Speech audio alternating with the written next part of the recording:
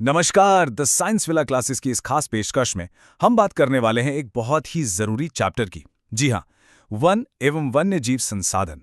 ये chapter UP board class 10th के exams के लिए कितना जरूरी है, ये तो हम सब जानते ही हैं। तो चलिए शुरुआत करते हैं इस खूबसूरत लोकगीत के साथ।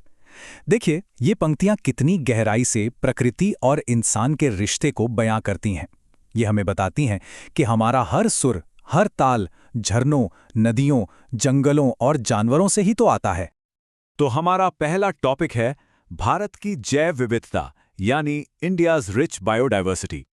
तो सवाल उठता है कि ये जैव विविधता या बायोडाइवर्सिटी आखिर है क्या? देखिए, इसे ऐसे समझिए। ये हमारी धरती पर मौजूद जिंदगी का एक बहुत ही कॉम्प्लेक्स जाल है। मतलब एक छोटे से बैक्टीरिया से लेकर समंदर की सबसे बड़ी ब्लू व्हेल तक सब कुछ। और हम इंसान भी इसी सिस्टम का एक छोटा सा लेकिन बहुत जरूरी हिस्सा है। और इस मामले में भारत कितना खास है, इसका अंदाजा इस नंबर से लगाइए, 8%। जी हां, दुनिया में जितनी भी प्रजातियां हैं उनमें से लगभग 8% अकेले भारत में पाई जाती हैं। इसी वजह से भारत को दुनिया के सबसे अमीर मतलब बायोडाइवर्सिटी के मामले में सबसे अमीर देशों में गिना जाता है। ठीक है, तो हमारे पास ये कमाल की बायोडाइवर्सिटी है, लेकिन फिर अगला सवाल ये आता है कि इसे बचाने की, इसके संरक्षण की जरूरत ही क्यों है? और यही वो सवाल है जो एग्जाम्स में अक्सर पूछा जाता है कि आखिर हमें अपने जंगलों और जंगली जानवरों को क्यों बचाना चाहिए? क्या वजह है इसके पीछे? तो इसके कुछ बहुत ही सीधे और जरूरी कारण हैं। सबसे पहला, हमारी इकोलॉजिकल डाइवर्सिटी बनाए रखने के लिए। दूसरा, और ये सबसे जरूरी है, हमारे अपने लाइफ सपोर्ट सिस्टम्स को बचाने के लिए। मतलब जो हमें सांस लेने के लिए साफ हवा, पीने के लिए पानी और खेती के लिए उपजाऊ मिट्टी मिलती है, वो सब इन्हीं जंगलों की देन है। और हाँ, अच्छी खेती और जानवरों की बेहतर नस्लों के लिए उनकी जेनेटिक डाइवर्सिटी को बचाना भी उतना ही जरूरी है। लेकिन एक बहुत बड़ी लेकिन है यहाँ पर। हमारी ये जो अनमोल विरासत है ना, ये आज बहुत बड़े खतरे में है। हमारी अपनी एक्टिविटीज और जानकारी की कमी की वजह से ये सारे प्राकृतिक संसाधन एक बड़े संकट से गुजर रहे हैं। तो फिर इस संकट से निपटने के लिए क्या किया गया, खासकर सरकार की तरफ से क्या कोशिशें हुई? चलिए अब इस पर नजर डालते हैं। ये टाइमलाइन बहुत जरूरी है एग्जाम के लिहाज से भी। देखिए कैसे स्टेप बाय स्टेप कानून बनाए गए। सबसे पहले 1972 में आया Indian wild life protection act. फिर ठीक अगले साल 1973 में जब बाघों की संख्या बहुत कम हो गई तो लॉन्च हुआ प्रोजेक्ट टाइगर। बात यही नहीं रुकी, 1980 और 86 में तितलियों और भृंग जैसे छोटे कीड़ों को भी प्रोटेक्शन लिस्ट में डाला गया।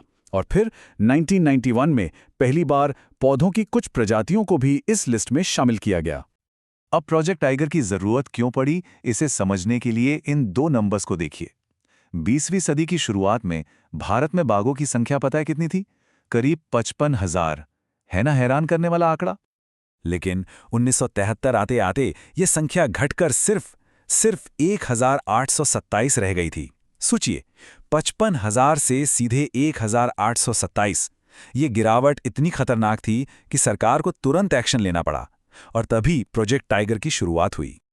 तो आखिर ये हुआ क्यों? बाघों की आबादी इतनी तेजी से कम क्यों हुई? इसके पीछे कई वजहें थीं। एक तो उनकी खाल और हड्डियों के लिए उनका अवैध शिकार हो रहा था। दूसरा, जैसे जैसे शहर और सड़कें बढ़ीं, उनका घर यानी जंगल सिकुड़ता चला गया। जब जंगल कम हुए तो उनके शिकार यानी बाकी जानवर भी कम हो गए। और इन सब के ऊपर बढ़ती हुई इंसानी आबादी का दबाव तो था ही। सरकारी कोशिशों में एक और बड़ा कदम था जंगलों को अलग अलग कैटेगरी में बांटना, ताकि उन्हें बेहतर तरीके से मैनेज और प्रोटेक्ट किया जा सके। तो चलिए अब देखते हैं वनों के प्रकार। भारत में मुख्य रूप से 3 तरह के वन हैं। इस टेबल को ध्यान से देखिए, ये एग्जाम के लिए बहुत इंपॉर्टेंट है। पहले हैं आरक्षित वन या रिजर्व्ड फॉरेस्ट्स। देश के आधे से ज्यादा जंगल इसी कैटेगरी में आते हैं और इन्हें सबसे कीमती माना जाता है। फिर आते हैं रक्षित वन यानी प्रोटेक्टेड फॉरेस्ट्स।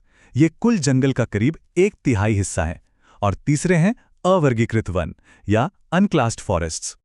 लेकिन एक बात हमेशा याद रखनी चाहिए कि संरक्षण सिर्फ सरकार का काम नहीं हो सकता। इसमें असली हीरो तो वो लोग हैं, वो समुदाय हैं जो जंगलों में या उनके आसपास रहते हैं। चलिए उनकी बात करते हैं। और लोगों की इस ताकत के कुछ कमाल के उदाहरण हैं हमारे पास।